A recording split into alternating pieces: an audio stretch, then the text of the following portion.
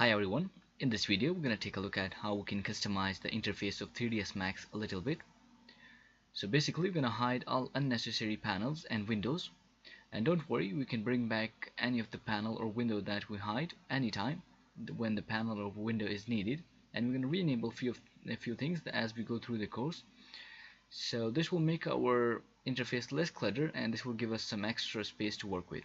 Alright, so the first thing that we're going to hide is this Scene Explorer here.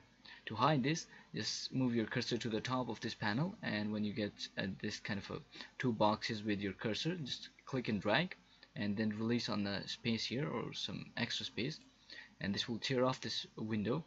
Alright, and then we can close this. Alright, so the second thing that we're going to hide is this ribbon here. So to hide the ribbon, go to your toolbar and find the icon that says toggle ribbon. Just click on it and this will hide the ribbon. Now ribbon has a lot of tools and functionality that we're going to use, and we can enable that anytime. Alright, the third thing that we're going to change is a color scheme for the interface. Now we have a few different color schemes. So basically we have light and dark theme for the interface. Now I like the dark theme, but if you want a light theme for your interface, you can change that. To change that, we have to go to this customize menu here. Then we have to select custom UI and default switcher. Alright, so just click on it. This will open up this dialog here. In this dialog we have two different settings. Now the first setting is for tool options. Now this is basically for rendering settings.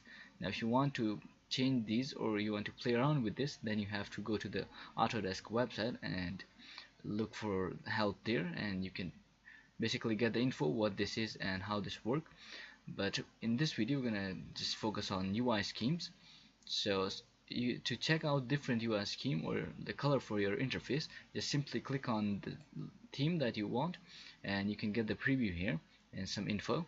Alright, to set that, just click on set button, and don't be alarmed, your interface will just kind of blink and some panels, buttons will disappear and reappear, and then your interface color scheme will be completely different, like shown in this image here.